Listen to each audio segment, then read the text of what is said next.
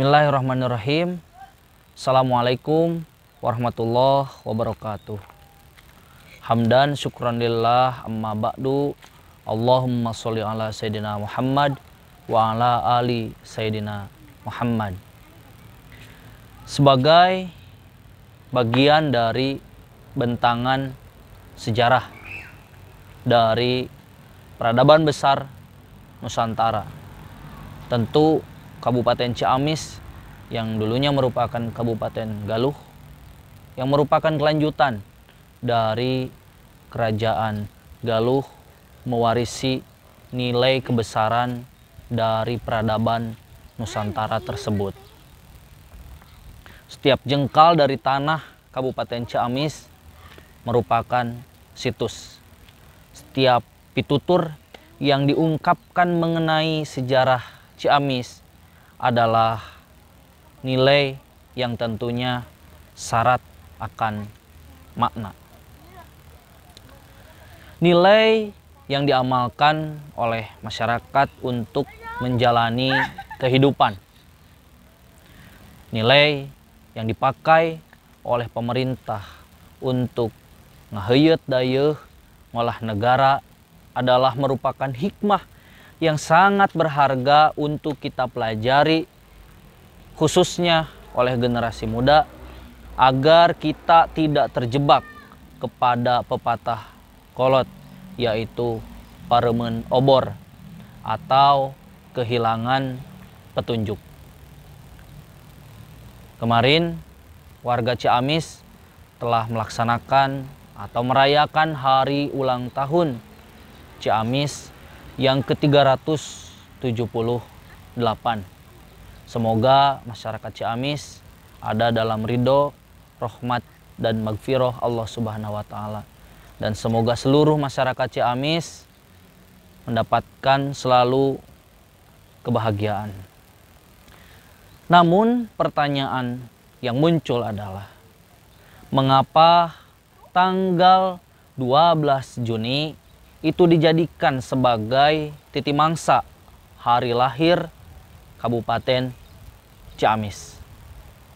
Menurut Sobana Hardjasaputra, salah seorang sejarawan dari Universitas Pajajaran, mengatakan bahwa alasan Kabupaten Ciamis memiliki tanggal lahir yaitu 12 Juni itu karena pada zaman dahulu, sekitar tahun 1642, pada masa pemerintahan Adipati Jayanegara, tepat pada tanggal 12 Juni, ibu kota Kabupaten Galuh dipindahkan dari Gara Tengah Cineam menuju Baranai, Imba Negara. Sejak itulah Kabupaten Galuh mengalami kemajuan yang sangat pesat, sehingga 12 Juni 1642 ditetapkan sebagai hari ulang tahun Kabupaten Ciamis. Namun alasan kenapa 12 Juni dijadikan sebagai hari ulang tahun Kabupaten Ciamis merupakan keputusan yang keliru. Menurut sejarawan dari UNPAD tersebut, bahwa alasan 12 Juni dijadikan sebagai hari lahir Kabupaten Ciamis akan menimbulkan dua persoalan. Pertama, apabila seseorang yang tidak mengetahui sejarah Kabupaten Ciamis akan menganggap bahwa 12 Juni 1642 merupakan hari lahir dari Kabupaten Galuh. Kedua, Kabupaten Ciamis berdiri itu bukan pada tahun 1642, melainkan Kabupaten Ciamis berdiri sebagai kabupaten yaitu pada tahun 1916-an pada masa Tumenggung Sastra Winata. Atas dasar itulah sejarawan dari Unpad tersebut menyarankan kepada pembelajar ataupun orang yang bertanggung jawab untuk mengkaji ulang sebenarnya Kabupaten Ciamis itu berdiri pada tanggal berapa dan tepatnya pada tahun berapa. Pada awal tahun 2020, tepatnya 12 Februari, masyarakat Ciamis digegerkan oleh ungkapan dari Babe Saidi, nama yang akrab dari Ridwan Saidi, yang mengatakan bahwa sebenarnya di Ciamis tidak pernah ada kerajaan. Bahkan Babe Saidi mengatakan bahwa artinya Galuh adalah brutal. Hal itu disambut oleh rasa kesal masyarakat Ciamis pada khususnya, kemudian mengecam balik kepada Babe Saidi yang justru membuat masyarakat Ciamis kelihatan benar-benar brutal. Kekurangan literasi yang dimiliki oleh Kabupaten Ciamis yang menjelaskan bagaimana Kabupaten Ciamis sebagai kelanjutan dari Kabupaten Galuh dan sebelumnya adalah Kerajaan Galuh menyebabkan beberapa efek. Pertama, masyarakat Ciamis tidak benar-benar memahami makna sejarah dari daerahnya sendiri.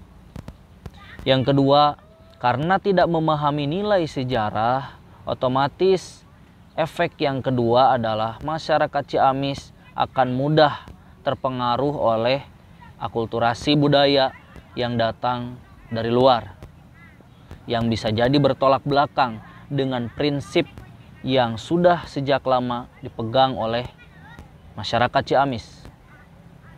Dampak yang ketiga yaitu masyarakat Ciamis, khususnya pemerintah, akan kehilangan cara yang telah diajarkan oleh nenek moyangnya mengenai bagaimana cara hidup, bagaimana cara mengolah alamnya, bagaimana cara mengolah masyarakatnya, bagaimana cara agar Ciamis bisa mensejahterakan masyarakatnya yang berasal dari nilai-nilai yang telah tertanam sejak dulu, yang diwariskan oleh leluhur masyarakat Ciamis. Sepeninggal dari Kota Banjar dan Kabupaten Pangandaran, Ciamis seakan merasakan kehilangan yang sangat mendalam. Pasalnya aset besar salah satunya ada di Kota Banjar dan di Kabupaten Pangandaran. Sebut saja di Kota Banjar merupakan pusat industri atau merupakan sumber dari ekonomi Kabupaten Ciamis.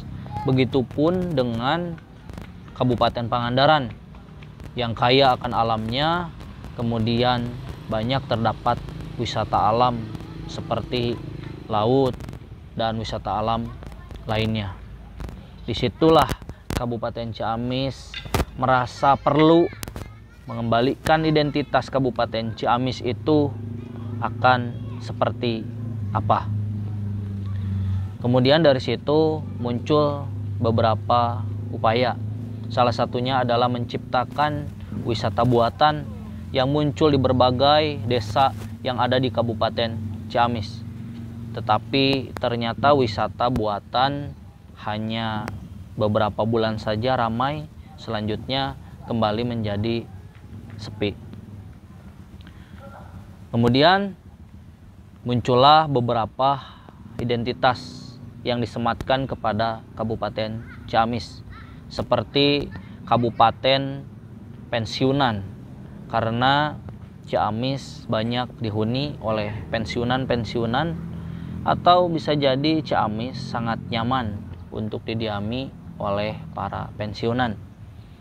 Nah, dari situlah obrolan-obrolan dari masyarakat didengar oleh Komisi Nasional Pemuda Indonesia, tepat pada sekitar 19 Juli 2019 atau 12 Juli 2019, DPD KNPI Kabupaten Ciamis mengangkat sebuah tema, yaitu melawan mitos Ciamis tinggal memanis. Pada kesempatan itu, peserta yang hadir banyak membicarakan bagaimana Kabupaten Ciamis bisa memunculkan ciri khasnya setelah ditinggalkan oleh Kota Banjar dan Kabupaten Pangandaran. Yana Deputra sebagai wakil dari Kabupaten Ciamis saat itu mengatakan bahwa kita harus tahu sebenarnya dalam kalimat melawan mitos Ciamis tinggal memanis, sebenarnya yang kita lawan itu apa atau siapa. Wakil Bupati tersebut mengatakan bahwa yang harus kita lawan adalah ketertinggalan, kebodohan, dan kemiskinan. Tentu apabila Ciamis dalam pembangunannya hanya bisa meniru dari kabupaten lain, misalkan ingin dijadikan kota industri seperti Karawang atau pariwisata seperti Bali, tentu ketika Ciamis berupaya untuk menjadi Karawang, mungkin Karawang sudah lebih pesat. Ataupun Ciamis ketika ingin menjadi daerah pariwisata, tentu ketika meniru Bali, Bali telah melakukan start lebih awal sehingga Kabupaten Ciamis selalu tertinggal. Disinilah kita perlu mencari titik di mana Ciamis akan memulai pembangunannya.